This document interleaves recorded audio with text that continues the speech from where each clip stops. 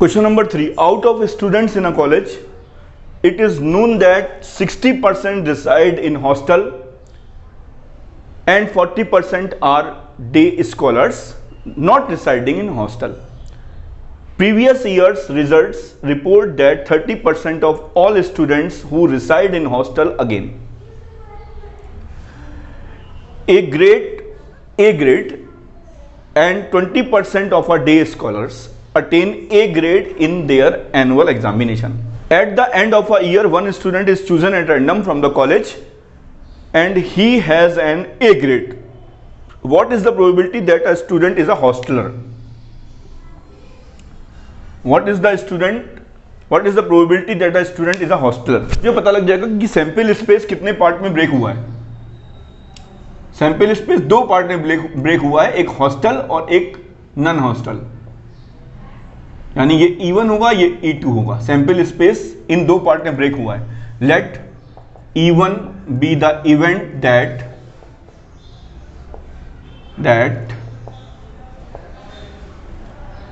Student residing in a hostel.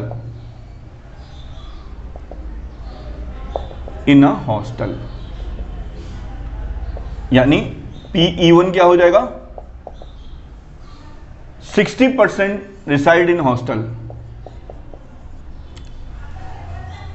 Let E2 be the event that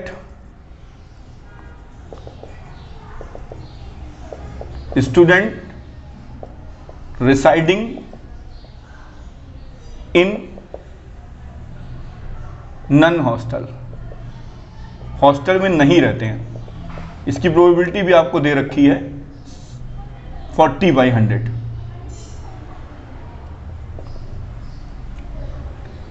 E1 और E2 क्या है? Here E1 and E2 are mutually exclusive and exhaustive events. And exhaustive events ये लिखना है आपको आगे. Now ए क्या है?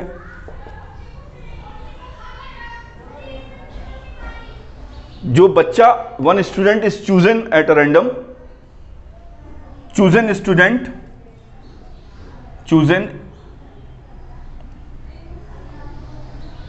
आ student attaining grade A.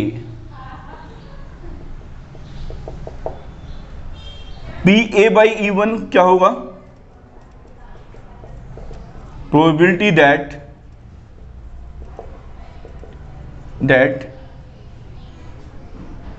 student attaining a grade A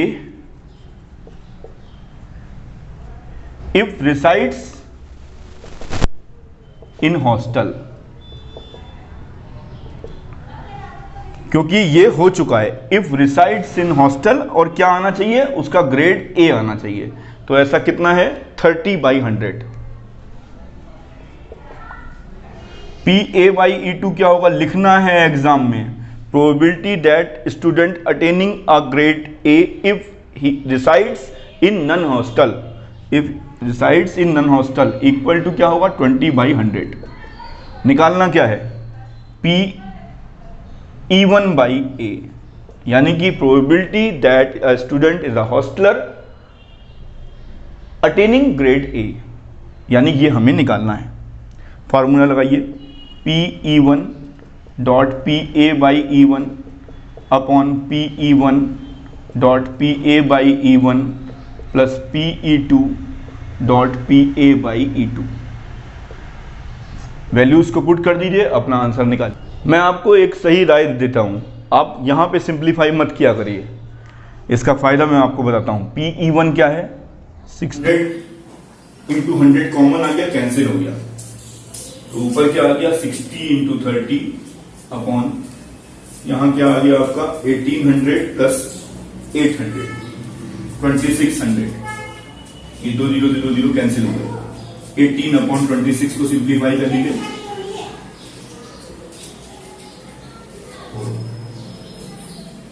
ये क्वेश्चन आपके बुक में केवल 2 ही चीजें थी. एक गेस करना और एक नोज द आंसर। लेकिन मैंने एक ऐसा क्वेश्चन लिखा है, ये क्वेश्चन आपका IIT 1988 में आया था। मैंने उस क्वेश्चन को इसलिए पिक किया है क्योंकि इसमें 3 चीजें हैं।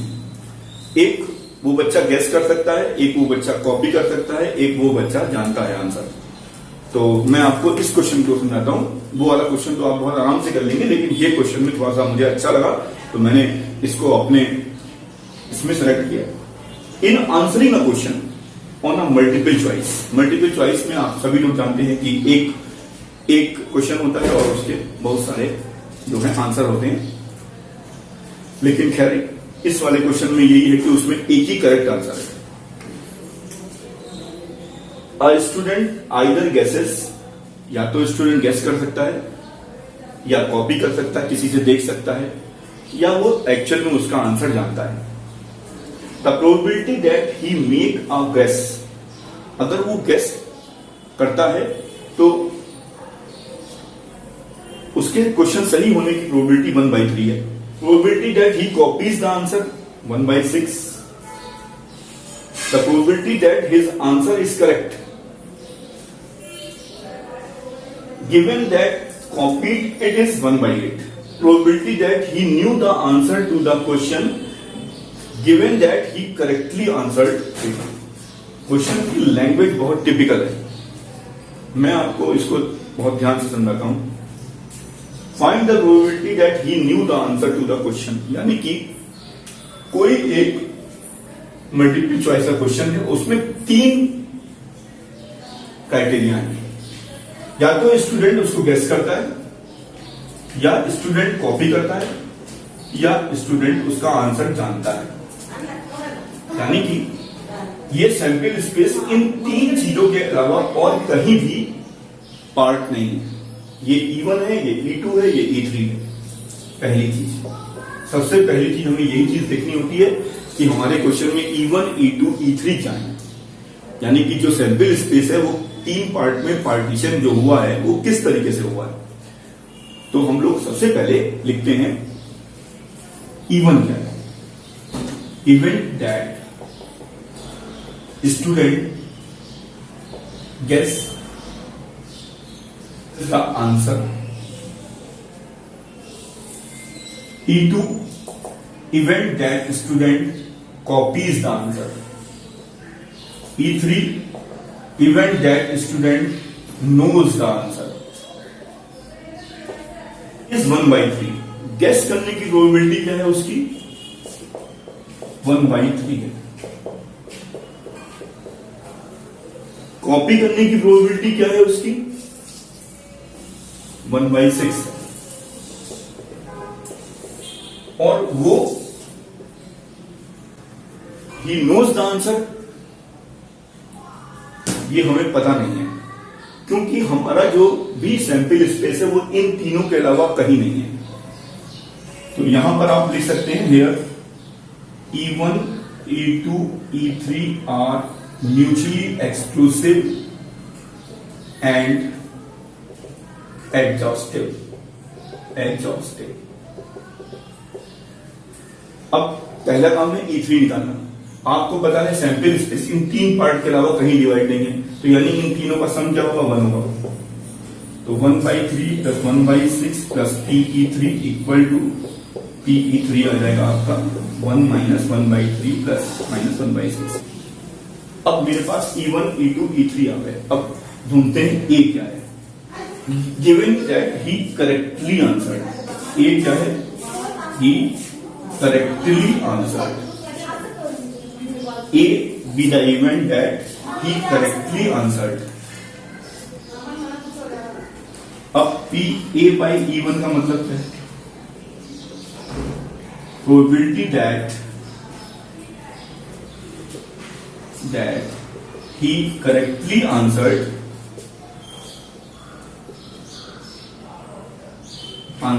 if he guessed the answer। Guess answer कहने का ये मतलब है कि वो गेस करता है आंसर को, ये हमें पता है और हमें सही आंसर निकालना है। तो उसकी प्रोबेबिलिटी दे रखी है उसने, कॉपीड की दे रखी है बच्चों। गेस करने के लिए नहीं रखी है, बहुत बढ़िया सवाल है। अब एक मल्टीपल चॉइस का question, option A, option B, option C, option D, तो आप इसको कितनी तरीके से गेस कर सकते हो? क्वेश्चन में इस क्वेश्चन में एक कमी है, given that multiple choice has 4 choices. ये मैं इस क्वेश्चन में लिखना भूल गया था। गिवन दैट मल्टीपल जो आपका क्वेश्चन है हैज 4 चॉइसेस, तो यहां पर गेस की क्या हो जाएगी 1/4। 4 ऑप्शन है तो क्या होगा, या तो ए होगा या बी होगा या सी होगा या डी होगा, अगर आप गेस करते हैं और सही रहता है तो, यानी आपकी जो गेस करने की प्रोबेबिलिटी है आंसर करेक्ट की 1/4 है।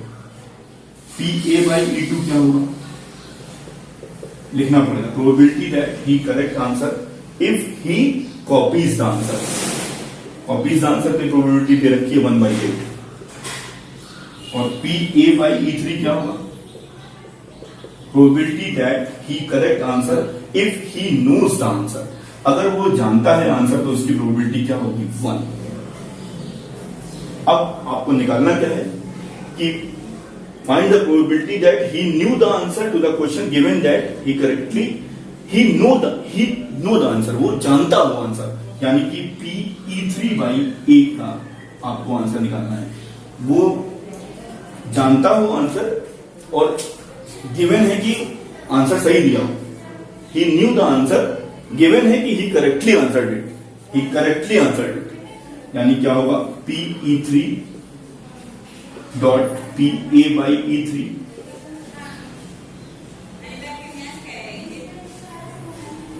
तो आपका आंसर 24/29 आ जाएगा। मोस्ट इंपॉर्टेंट सवाल है ये। आपकी बुक में जो क्वेश्चन नंबर 4 है वो बहुत आसान है, लेकिन मैंने जानबूझकर ये क्वेश्चन को डाला ताकि बच्चों का दिमाग जो है थोड़ा सा और ब्रॉड तरीके से सोचे। Thank you.